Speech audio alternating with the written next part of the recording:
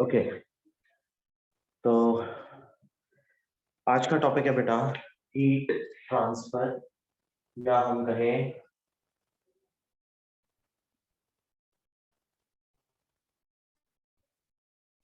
Transfer of heat. अच्छा, transfer of heat में when we transfer heat from one body to another body, यहाँ पर एक बहुत इंपॉर्टेंट चीज होती है जिसके बारे में हमें यहाँ डिस्कस करना होता है, और वो होता है the coefficient of thermal conductivity. अब जैसे कि हम लोग जनरली अपने क्लास 10th में जब चैप्टर इलेक्ट्रिसिटी पढ़ा था तो वहां पर बात करी थी इलेक्ट्रिकल कंडक्टिविटी ऑफ एलिमेंट्स के बारे में, या electrical conductivity of different substances के बारे में। लाइकवाइज बहुत सारे सब्सटेंसेस या सभी सब्सटेंसेस की अपनी कुछ थर्मल कंडक्टिविटी भी होती है, और वो थर्मल कंडक्टिविटी किन किन फैक्टर्स पर डिपेंड करती है, हम इसके बारे में यहाँ पर बात करेंगे। Let us start with the three modes of transfer of heat, and three modes of transfer of heat are: first, conduction; second, convection; and third, radiation. Conduction, convection, and radiation. Now all of you are, or all of you must be familiar with these three different modes of transfer of heat, लेकिन हम लोग एक एक के बारे में बात करेंगे one by one. Let us start with conduction. लिखो बेटा conduction. it is the mechanism of it is the mechanism of transfer of heat. It is the mechanism of transfer of heat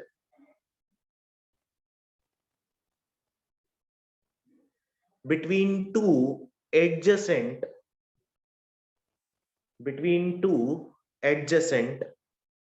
parts of a body, between two adjacent parts of a body, because of their temperature difference, because of their temperature difference, because of their temperature difference, without the actual movement of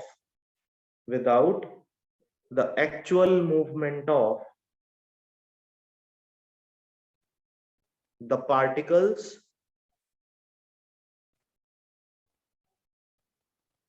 from their equilibrium positions,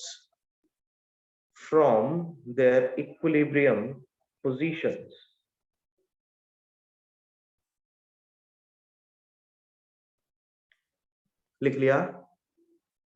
Yes. The ability to conduct heat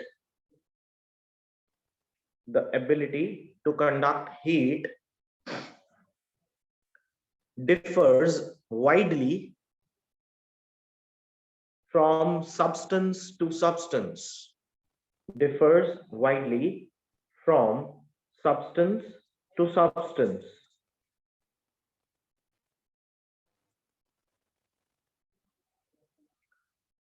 Gases are poor thermal conductors,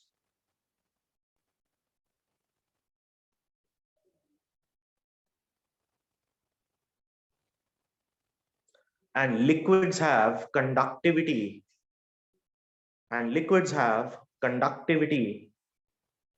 intermediate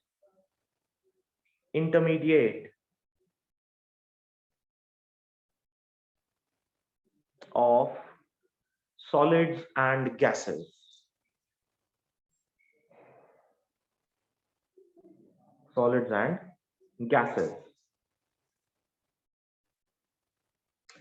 Now let's say we have an object, or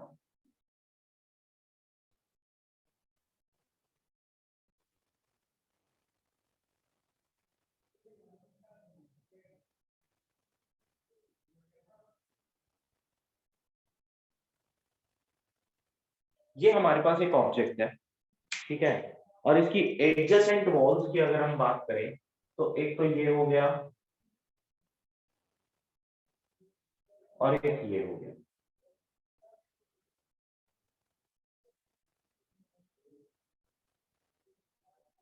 Now obviously अगर इन दो walls के बीच की बात की जाए तो they are separated by this distance, let's say ये distance है x, ठीक है।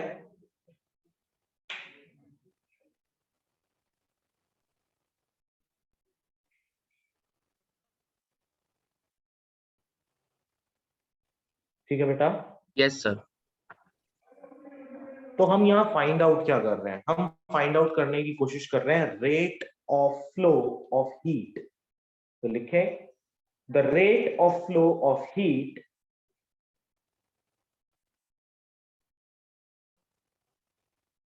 the rate of flow of heat, हम rate of flow of heat को यहां रिप्रेजेंट कर रहे हैं Q से, और जबकि rate of flow of heat होता है H अपॉन T, ठीक है। The rate of flow of heat को हमने यहां Q से रिप्रेजेंट करा और ये H अपॉन T है, ठीक है। तो हम ये कहेंगे कि this is directly proportional to the difference in temperatures. मान लिया कि ये वाला जो सरफेस है, this surface is at temperature T1 and this surface is at temperature T2, provided T1 is greater than T2। अगर T1 T2 से बड़ा है तो heat is transferring from this surface to this surface, so Q is directly proportional to T1 minus T2। so rate of flow of heat is directly proportional to T1 minus T2। this is also directly proportional to the surface area। larger the surface area, larger will be the amount of heat transferred, and is inversely proportional to the distance between, so Q is also inversely proportional to x। तो अगर हम इसे collectively लिखने की कोशिश करें तो लिख सकते हैं Q is equals to K times of A T1 minus T2 upon x। Inversely proportional to किसके है? Inversely proportional to the distance between the two surfaces। Okay sir. आप जिस रूम में बैठे हो, ठीक है, उस रूम की दो वॉल्स, एक तो ये वॉल पीछे वाली, एक बिल्कुल सामने वाली, ठीक है। लेट्स से कि ये एक हॉट ऑब्जेक्ट है और वो एक कोल्ड ऑब्जेक्ट है, तो obviously heat will transfer from higher temperature body to the lower temperature body, है ना। Yes sir. And when heat transfers from higher temperature body to lower temperature body, so closer the two bodies, more will be the heat transferred, so that is why it is inversely proportional to the rate of flow। Yes sir. ठीक है, and is directly proportional to the difference in temperature। Temperature difference जितना ज्यादा होगा heat transfer भी उतना ही ज्यादा होगा, ठीक है। Yes sir. नेक्स्ट, यहां पर K को हम क्या कह सकते हैं? K को हम कह सकते हैं coefficient of thermal conductivity. K is called coefficient of thermal conductivity। और इसी को बेटा अगर आप x की टर्म्स में भी लिखने की कोशिश, सॉरी h की टर्म्स में भी अगर लिखने की कोशिश करते तो ये हो जाता h is equals to Ka T1 minus T2 by x into T, ठीक है।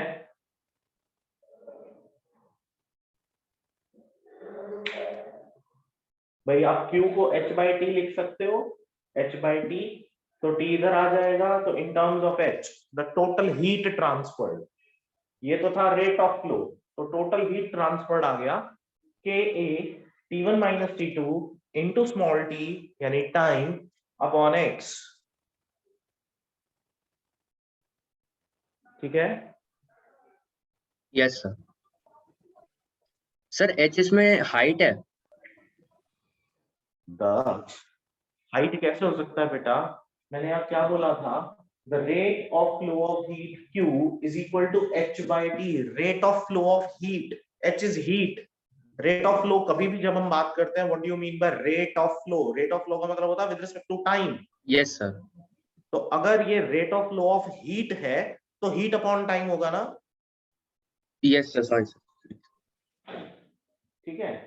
Now SI unit of thermal conductivity, SI unit of K। तो K की SI यूनिट अगर हमें निकालनी हो तो कैसे निकालोगे?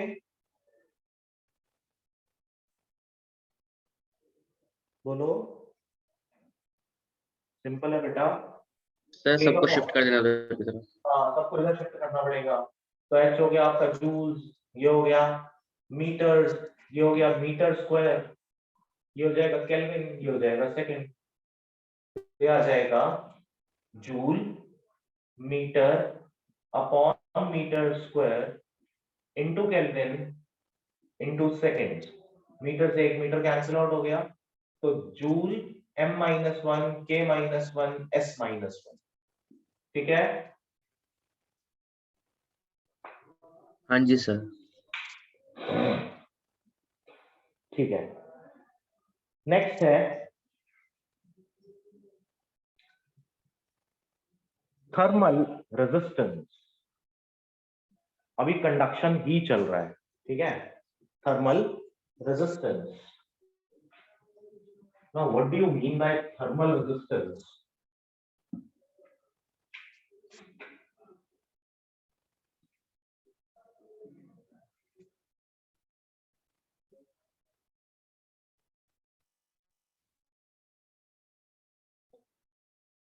देखो, हमने एक रिलेशन बनाया बेटा,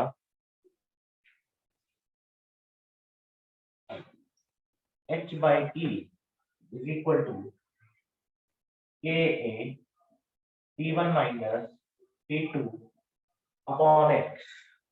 ठीक है, ये हमारा रिलेशन था and this is basically the rate of flow. अगर हम इसको ओम्स लॉ के साथ कंपेयर करें तो ओम्स लॉ क्या कहता था? I is equal to V by R। ठीक है, I is equal to V by R। अगर मैं इसको लिखने की कोशिश करूं तो h by t is equal to t1 minus t2 upon x by ka। ऐसा लिख सकते हैं। हाँ जी सर। अब ओम्स लॉ से हम कंपेयर कर कैसे रहे हैं, देखो ध्यान से। I is equal to V by R होता था ओम्स लॉ में, ठीक है। In Ohm's law I is equal to V by R। I किसके इक्वल होता था? Rate of flow of charges ना। Yes sir. I को आप ऐसा ही लिखते थे ना, rate of flow of charges. तो यहां पर हम लोग इस h by t को क्या लिख पा रहे हैं? Q को क्या लिख पा रहे हैं? Rate of flow of heat. और हीट किसकी टर्म्स में ट्रांसफर हो रही है? हमने डेफिनेशन में देखा, पढ़ा हमने डेफिनेशन में कि bye the actual movement of particles about their equilibrium positions. ठीक है, तो this x upon ka is a physical factor which serves the same as that of R। so thermal resistance is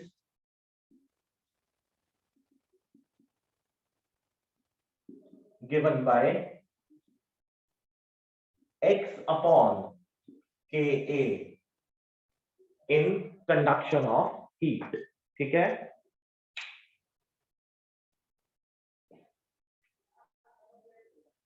ठीक है बेटा। Sir एक बार हमने Ohm's law से relation कैसे कंपेयर करा था, एक बार वो फिर से बता दो। देखो समझो, I किसके इक्वल होता है बेटा? Rate of flow of charges होता है। Yes sir. तो rate of flow of charges, और हीट में हो क्या रहा है, पार्टिकल्स का रेट ऑफ फ्लो हो रहा है by the actual movement of particles, हमने डेफिनेशन दी कंडक्शन की, है ना। Yes sir. तो ये जो rate of flow of charges है या rate of flow of heat है, that is equal to T1 minus T2 upon x upon Ka। एक वायर के अंदर, जब आप एक वायर की बात करते थे और यहाँ ओम्स लॉ अप्लाई करते थे, तो आप क्या अप्लाई करते थे बेटा, potential difference V1 minus V2, potential difference apply करते थे ना। Yes sir. तो ये T1 minus T2 is also the difference due to which the heat is flowing from one end to the another end. हाँ जी sir. So the rest factor which remains can be compared with R. देखो, whatever the purpose V is serving in case of Ohm's law, the same purpose is served by T1 minus T2 here. Yes sir. So X upon Ka is the thermal resistance. ठीक है, हाँ जी sir, आ गया। Clear है बेटा सबको ये? विज्ञान क्लियर है?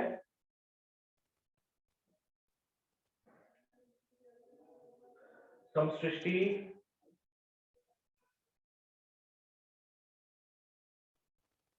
Yes sir. क्लियर है बेटा इतना पॉइंट?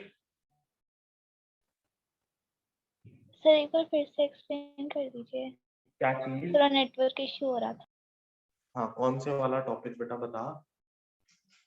सर जो ओम्स लॉ वाला है ना, उससे अच्छा, पहले अच्छा चलो थर्मल ठीक है। रेजिस्टेंस। हाँ बता रहा हूँ। अच्छा, यहाँ तक की बात क्लियर हो गई थी कि भाई हमने थर्मल कंडक्टिविटी निकाल ली थी इन टर्म्स ऑफ के, और के की वैल्यू यहाँ से हमें मिल गई Yes. के इज इक्वल, ठीक है। अब थर्मल रेजिस्टेंस के लिए हमने कहा कि H upon T is Ka T1 minus T2 by X, यही वाला फॉर्मूला है एज इट इज, ठीक है। जब हमने इसको T1 minus T2 upon X upon Ka लिखा, Ka को हम नीचे ले आए, क्यों ले आए, जब हम इसको ओम्स लॉ के साथ कंपेयर कर रहे हैं बेटा, तो होता क्या है, T1 माइनस T2 ही वो टेम्परेचर डिफरेंस, अच्छा मान लो कि दोनों एंड्स सेम टेम्परेचर पे हो, then will there be any rate of flow of heat? No sir. नहीं होगा। तो rate of flow of heat होने के लिए क्या जरूरी है, टेम्परेचर डिफरेंस होना। Temperature ऐसे ही अगर हम लोग ओम्स लॉ की बात करें तो करंट के फ्लो के लिए क्या जरूरी है, पोटेंशियल डिफरेंस होना, है ना। Yes. तो अगर मैं इसको ओम्स लॉ से कंपेयर करूं, तो ये वाला V T1 माइनस T2 दोनों का सेम पर्पस है in both the topics. Yes sir. They will enable the particles to move from one end to another end, and Yes, ultimately energy from one end to another end. So what we are left with, we are left with R here, and in case यहाँ पर क्या बन जाएगा, X upon Ka. So these are the physical factors. इसमें से K constant है, area constant है, और X constant है। अब ये जो पर्टिकुलर चीजें ये मिला के क्या बताएंगी, रेजिस्टेंस, ठीक है। Okay sir. So this will be thermal resistance. Clear है मिष्टी?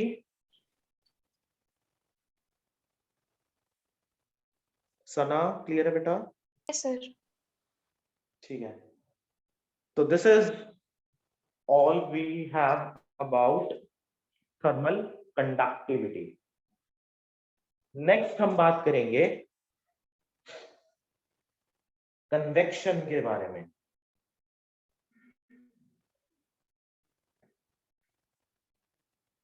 Convection,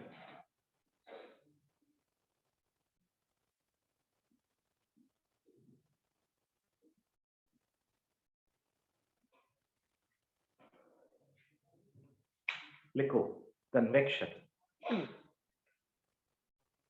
It is defined as the process in which heat is transferred from one point to another. Sir एक बार स्टार्टिंग से बोल दो। It is defined as the process in which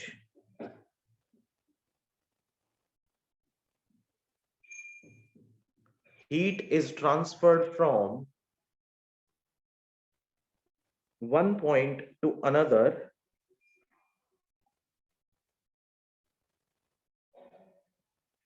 by the actual motion of matter, by the actual motion of matter from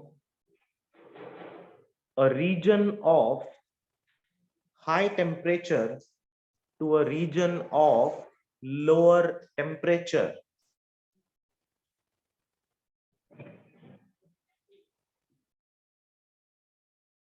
ठीक है? Sir, from a higher region to lower. From a region of higher temperature to a region of lower temperature.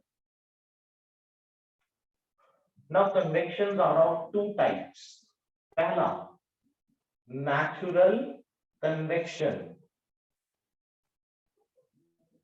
and second is forced convection. पहला है natural convection और दूसरा होता है forced convection.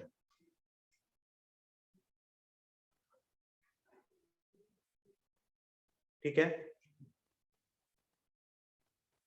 Yes, sir. Natural convection को in most of the cases free convection भी कहा जाता है.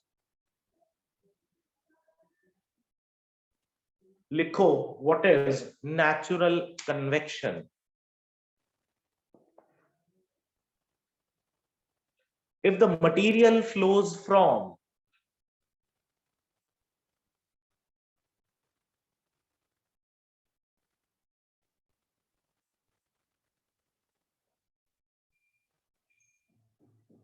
या from की जगह लिखो, if the material flows due to, if the material flows due to difference in density, difference in density, if the material flows due to difference in density caused by thermal expansion, caused by thermal expansion, the process is called natural or free convection.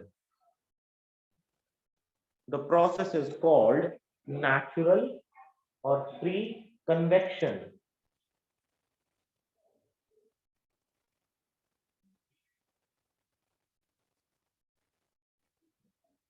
Next, forced convection. If the material is forced to move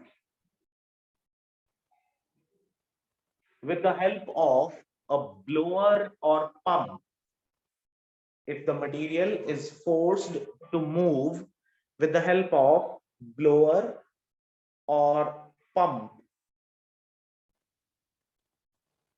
the process is called forced convection.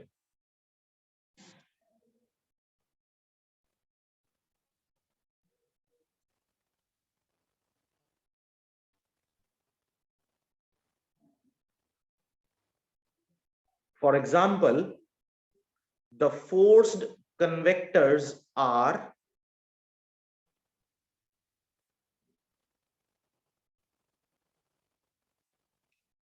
heating systems in our houses or in our homes. Heating systems in our houses or in our homes. अच्छा देखो, आजकल हम लोग गाड़ियों में AC के बजाय blower use करते हैं, तो what it basically gives to you, it gives you hot air, है ना? हम अपने घरों में भी यही करते हैं, आजकल ब्लोअर्स यूज करते हैं ठंड के मौसम में, और गर्मियों के मौसम में भी use what you can say your air conditioners, जो कि आपको ठंडी हवा देते हैं. तो क्योंकि वो air conditioners हैं, and the other way when they perform, when they give you hot air, we call them blowers. So those are called heat convectors. ठीक है? आप घर में भी लेके आएंगे, हीटर नहीं, मैं हीट कन्वेक्टर की बात कर रहा हूँ, जो हॉट एयर आपको देता है, उसको हम लोग बोलते हैं forced convection. So the systems which are giving you hot air are called forced convectors. So this is an example of forced convection. अब अगर हम natural convection की बात करें तो natural convections are जैसे कि sea breezes, those are natural convectors.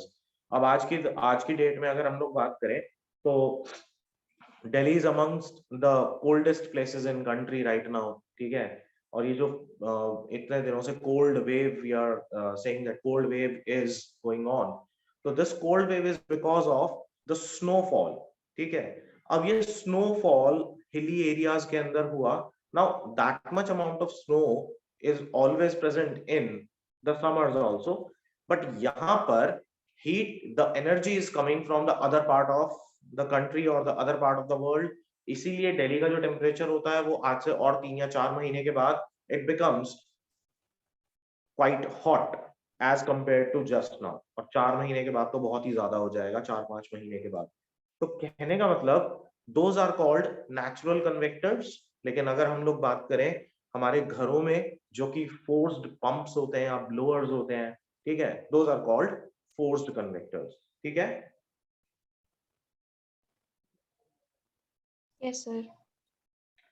तो इसका मतलब ये हुआ नेचुरल और फोर्स्ड में, जैसा कि as a name suggest, free convection या नेचुरल कन्वेक्शन, ये तो नेचुरल फिनोमेना है.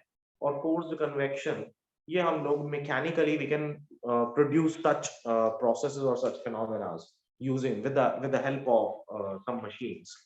Next is radiation. What do you mean by radiation?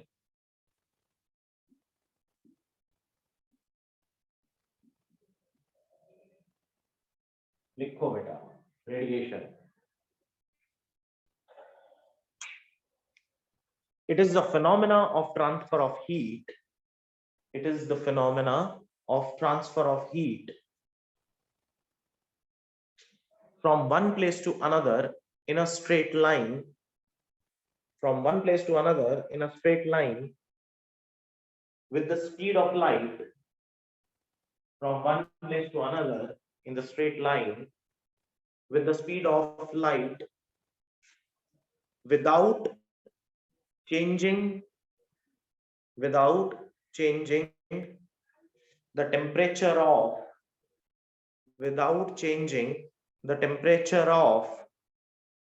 intervening medium.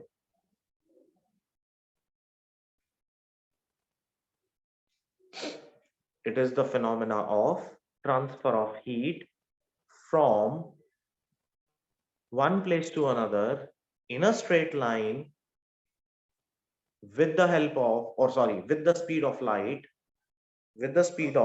light, without changing the temperature of intervening medium.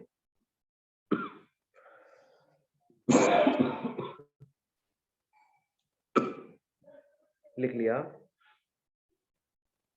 Yes, sir. अच्छा, अब कोई एक example बता सकते हो इसका?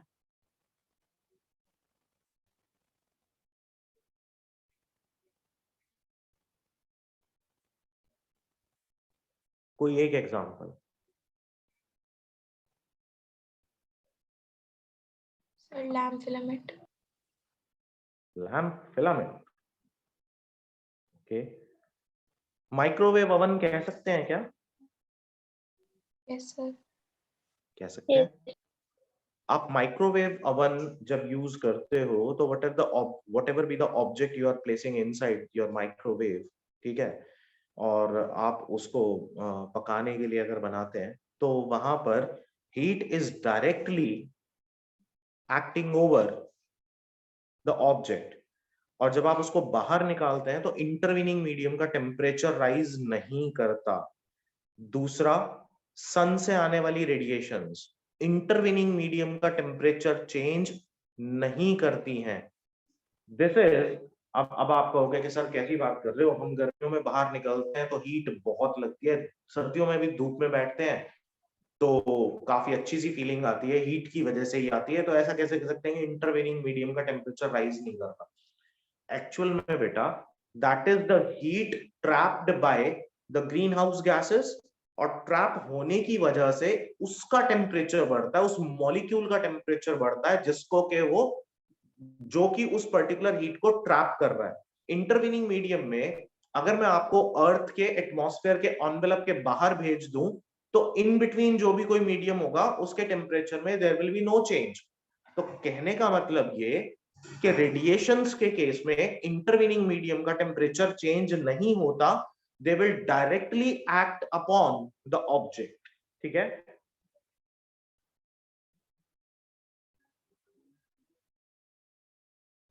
ठीक है।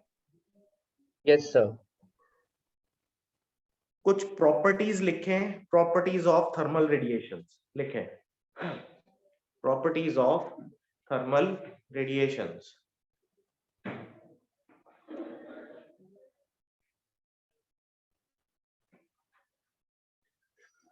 लिखो, thermal radiations can move through, thermal radiations can move through or travel through vacuum. Thermal radiations can travel through vacuum.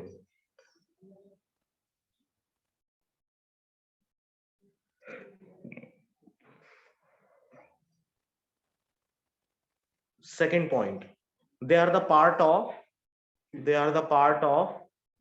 electromagnetic waves. They are the part of the spectrum of electromagnetic waves.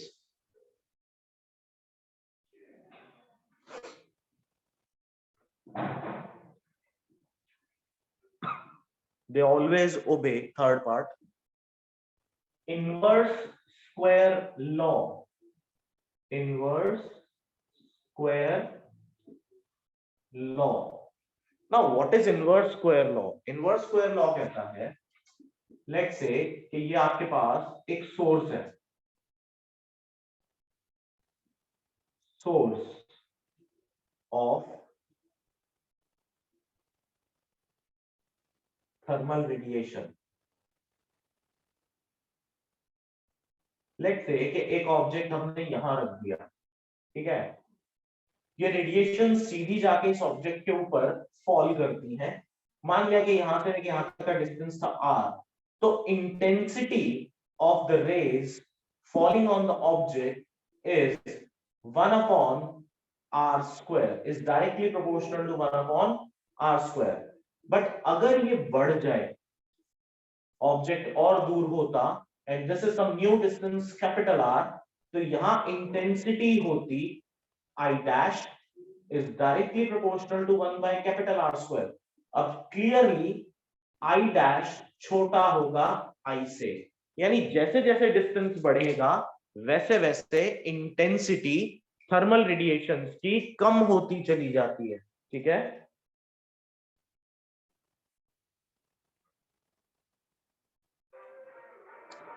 Sir एक बार ये repeat कर दो, समझ नहीं आया inverse square law. Inverse square law का मतलब होता है बेटा, दो ऑब्जेक्ट्स के बीच में डिस्टेंस है, लेट्स से, ठीक है, ये आपका सोर्स है और ये आपका ऑब्जेक्ट है जिसके ऊपर इंटेंसिटी ऑफ रेडिएशन फॉल कर रहा है। If this is the distance r, तो जैसा कि आपने ग्रेविटेशन में पढ़ा था कि force between the two bodies is directly proportional to their masses and inversely proportional to square of this distance between them. तो वो जो inversely proportional to square of distance between them है, that is called inverse square law. वहां पर आपने समझा था कि अगर दो बॉडीज पास होंगी तो फोर्स ज्यादा होगा, दो बॉडीज दूर होंगी तो फोर्स कम होगी। सेम बात, दो बॉडीज अगर पास हैं, सोर्स और ऑब्जेक्ट, तो इंटेंसिटी ऑफ थर्मल रेडिएशन ज्यादा फॉल करेगा बॉडी पे। अगर तुम दोनों के बीच का डिस्टेंस बढ़ जाए तो कम फॉल करेगा। हाँ जी सर, आ गया। Now this is exactly same as कि अर्थ अगर whatever be the amount of heat we are getting from sun, ठीक है, और अगर आप same amount of intensity of light Pluto पर इमेजिन करने की कोशिश करें ड्यू टू आवर सन, तो वो पॉसिबल नहीं है क्योंकि उसका डिस्टेंस बहुत दूर है।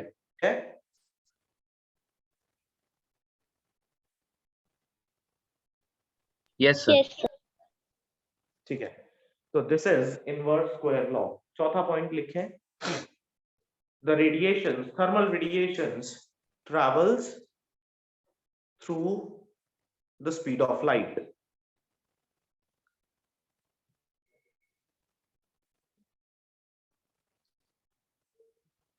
पांचवा point, thermal radiations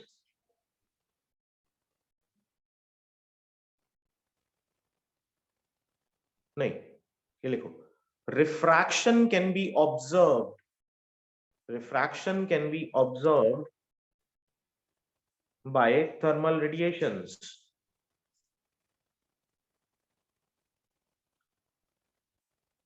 Sixth, they obey laws of reflection also. Seventh,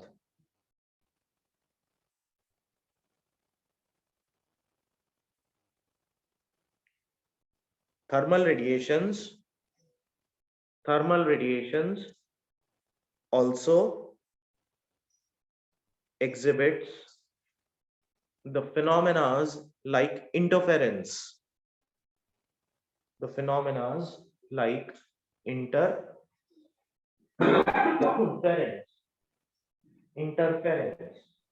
sir ये वाला पॉइंट एक बार रिपीट करना। Thermal radiations can exhibit phenomena like interference.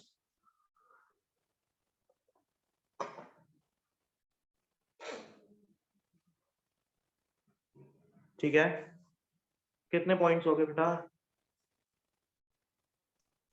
Sir 7 हो गए। 7 हो गए, आई थिंक ये सफिशिएंट है। ठीक है, next, black body. Now what is a black body? अच्छा, इस चैप्टर के अंदर 2-3 ही और इंपॉर्टेंट चीजें हैं जो कि छोटी छोटी सी हैं, जैसे कि ब्लैक बॉडी, इसके अलावा आपका वेन्स डिस्प्लेसमेंट लॉ और स्टीफन्स लॉ। जो पहले इसके अंदर कुछ टर्म्स हुआ करती थी, एमिसिविटी, एब्जॉर्प्टिविटी, वो अब आपके कोर्स में है नहीं, बट फिर भी डेफिनेशन और फॉर्मूला मैं आपको जरूर कराऊंगा, क्योंकि नोबडी नोज के भाई पेपर में क्या आ जाएगा। अच्छा ये बताओ, स्कूल में शुरू हो गया ये वाला चैप्टर? Yes, sir. मेरे स्कूल में सर हो गया। सर हमारे में भी फ्लूइड ही चल रहा है सर, ने अभी विस्कोसिटी कराया था। अच्छा, ये वाला चैप्टर जिसके स्कूल में हुआ है, क्या आपको एमिसिविटी और एब्जॉर्प्टिविटी करवाया गया है? No, sir. सर हमारा हीट ट्रांसफर ऑफ हीट तक इतना ही करवाया है। अच्छा, इतना ही करवाया अभी। तना, तुम्हारे स्कूल में क्या चल रहा है? सर पीछे है वो भी अभी। अच्छा, पीछे है अभी, ठीक है। लिखो बेटा, नेक्स्ट टॉपिक, ब्लैक बॉडी।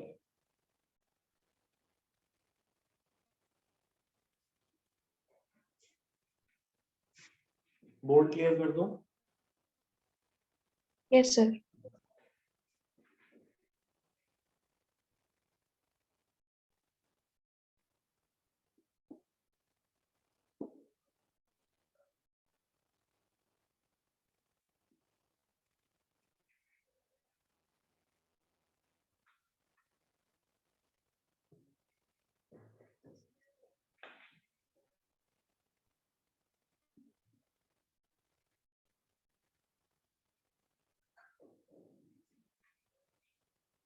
लिखो बेटा, ब्लैक बॉडी।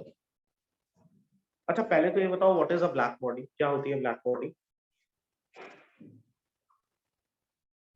सर जो हर टाइप की तो जो फ्रीक्वेंसी हीट एब्जॉर्ब कर एब्जॉर्ब कर सकती है। सकती है और लाइट जो हीट एब्जॉर्ब कर सकती है और लाइट को भी एब्जॉर्ब कर सकती है। अच्छा, सर जो हर टाइप की फ्रीक्वेंसी को एब्जॉर्ब कर सकती है। ठीक है, जो हर टाइप की रेडिएशंस को एब्जॉर्ब कर ले। अच्छा, किसी एक ब्लैक बॉडी के बारे में बता सकते हैं कि क्या हो सकती है? कोई एक ब्लैक बॉडी, एक पॉसिबल ब्लैक बॉडी क्या हो सकती है?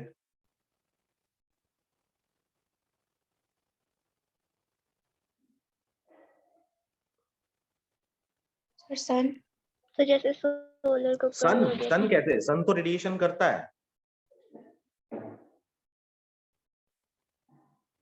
अगर आप ब्लैक होल बताया कहते सर तो ब्लैक समझ होल, ब्लैक होल वही सर। नहीं सर, बताया था मैं खुद से थोड़ी।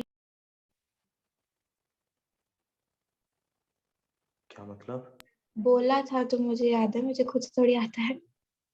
अच्छा, किसने बताया? सन नहीं होता। देखो, सन तो रेडिएशंस एमिट आउट करता है, सन कभी भी रेडिएशंस एब्जॉर्ब नहीं कर रहा, ठीक है। दूसरी बात ये कि एक ब्लैक बॉडी या एक परफेक्टली ब्लैक बॉडी रियलाइज करना फिजिक्स में बड़ा मुश्किल है। हम एक ब्लैक बॉडी रियलाइज नहीं कर सकते। जब हम कहते हैं एक black body, it means that is 100% efficient. 100% efficient मतलब उसके ऊपर फॉल करने वाली जितनी भी रेज हो, जितनी भी रेडिएशंस हो, वो सभी को एब्जॉर्ब कर ले and nothing will be emitted from its surface or radiated from its surface. तो डेफिनेशन लिखें, a black body, a perfectly black body is one, a perfectly black body is one which absorbs completely,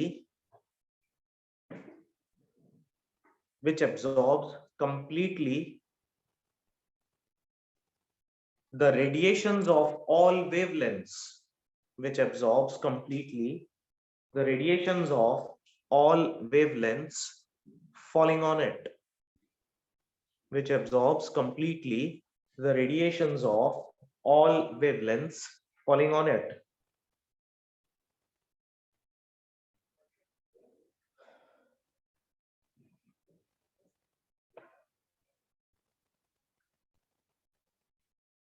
लिख लिया?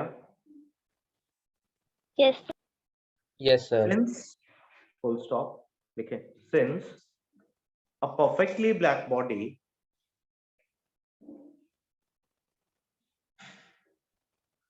neither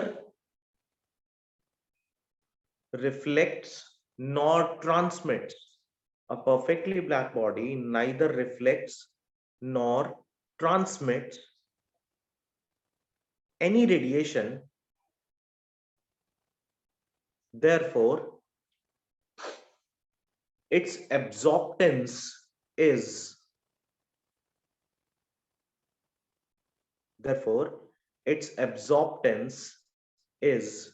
unity.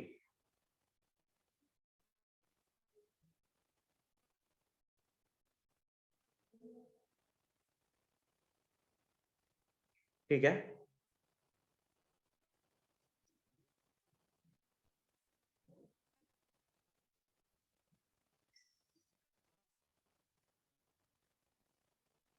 ठीक है बेटा?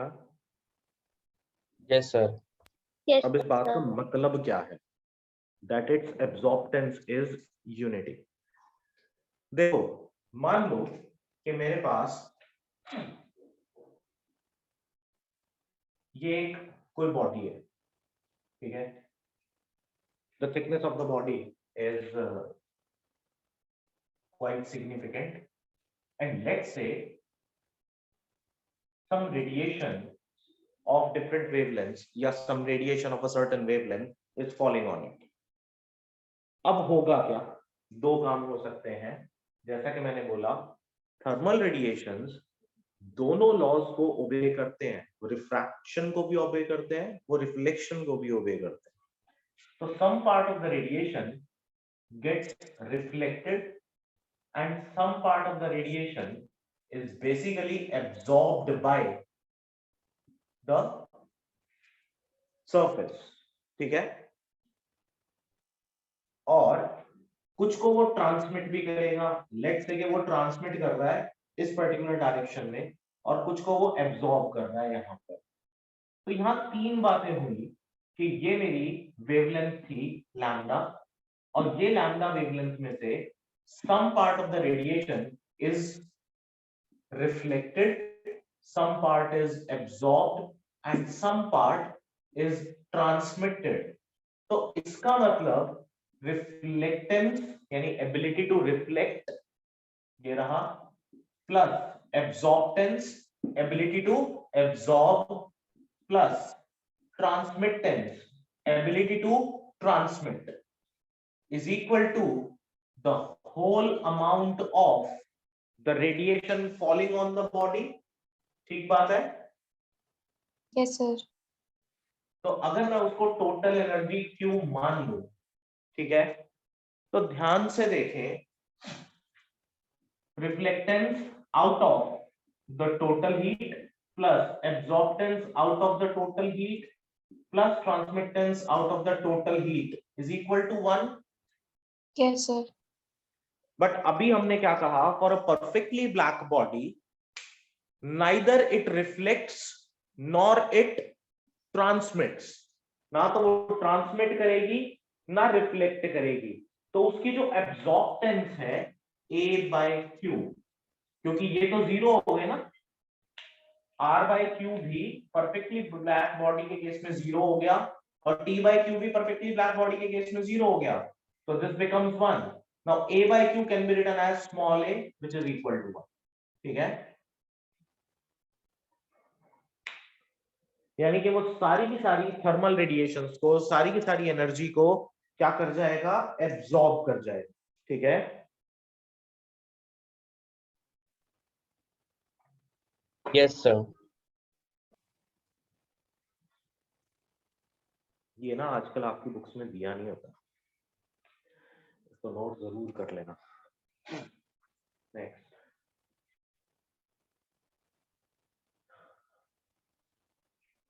अच्छा, अगर हम लोग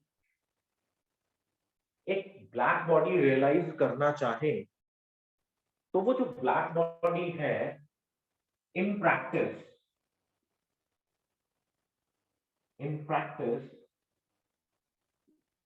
a black body up to 96 to 98% efficiency can only be realized using lamp black and platinum black. अच्छा, लैम्प ब्लैक पता है?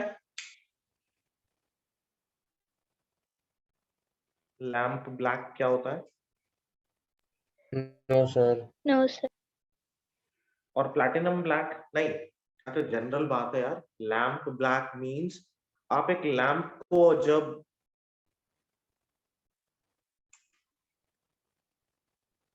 एक मिनट बेटा,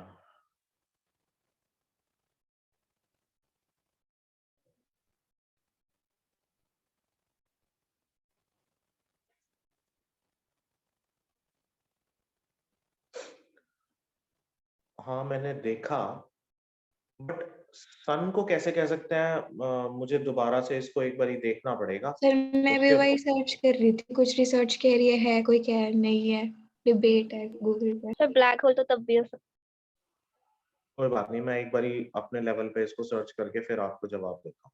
सर और दूसरा मतलब 100% थोड़ी अचीव हो सकता है, मतलब परफेक्ट ब्लैक बॉडी. नहीं हो सकता.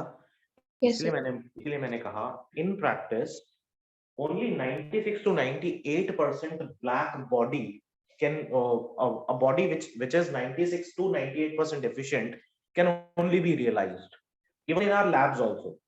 अब कुछ साइंटिस्ट ने एक फेरी ब्लैक बॉडी होती है, ठीक है, जो फेरी ब्लैक बॉडी है वो बनाने की कोशिश करी, और उसको जब हम बनाते हैं तो उसकी जो एफिशिएंसी है दैट इज आल्सो 96 to 98% ही है, उससे ज्यादा है नहीं.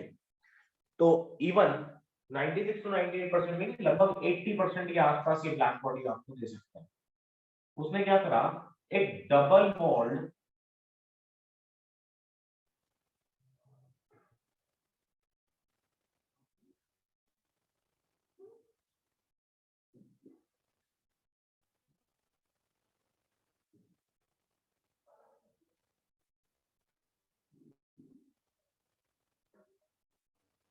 ठीक है, ये हमारे पास एक फेरी ब्लैक बॉडी बनाने का तरीका है. एक closed double walled hollow sphere लिया हमने, और इस क्लोज्ड डबल वॉल्ड हॉलोस्फीयर में यहाँ पर हमने एक ट्रायंगल प्लेस कर दिया, एक सॉलिड ट्रायंगल, जो कि एक बेसिकली एक ब्लैक पार्ट था, ठीक है, इसको हमने यहाँ पर प्लेस कर दिया। अब हुआ ये कि इस ओपनिंग में से, जो कि बहुत फाइन ओपनिंग थी, काफी फाइन ओपनिंग रही होगी, इस फाइन ओपनिंग के थ्रू कुछ लाइट आई और वो इसके एक सरफेस के ऊपर फॉल कर जाती है। जैसे ही ये इसके सरफेस पे फॉल करती है तो ये रिफ्लेक्ट होना शुरू हो जाएगी ओनली इनसाइड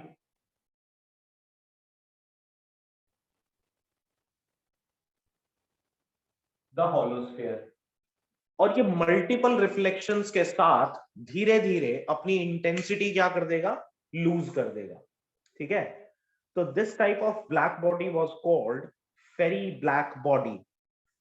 लिखो, Fery black body is a closed double walled,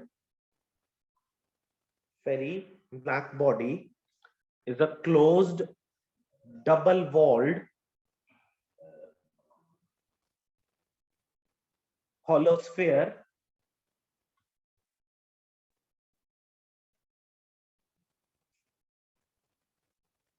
with a small opening at only one end.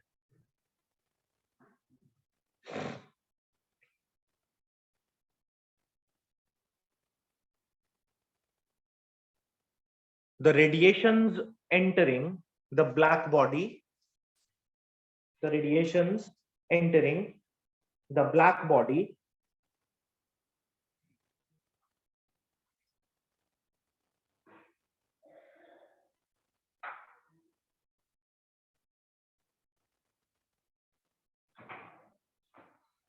suffers multiple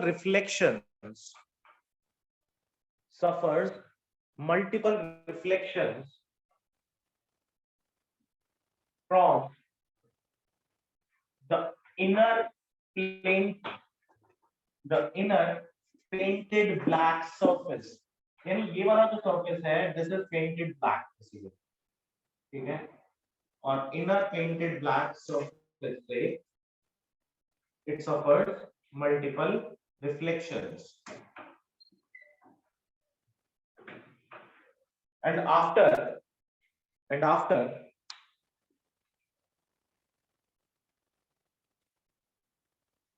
few reflections, almost the entire radiation gets absorbed. Almost the entire radiation gets absorbed.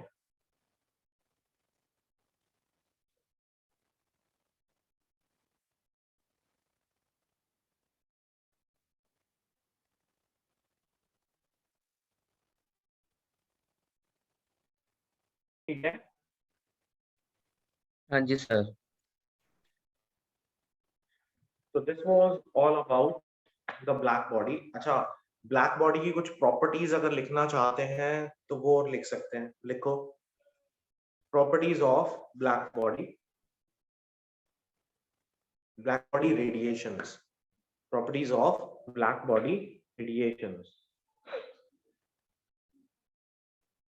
It is homologous in nature, नहीं, homogeneous in nature, sorry.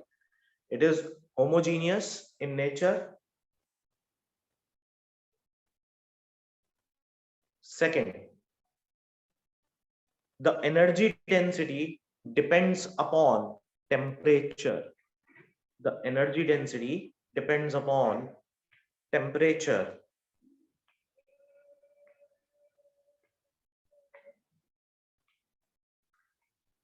Third, all bodies placed inside,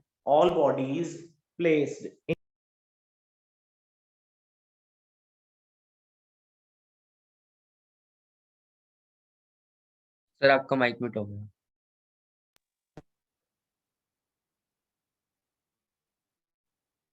all bodies placed inside the enclosure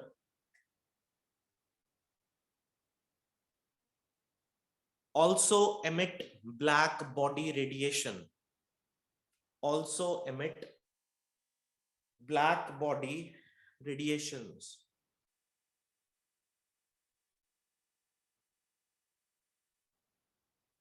Last point, the energy density is independent of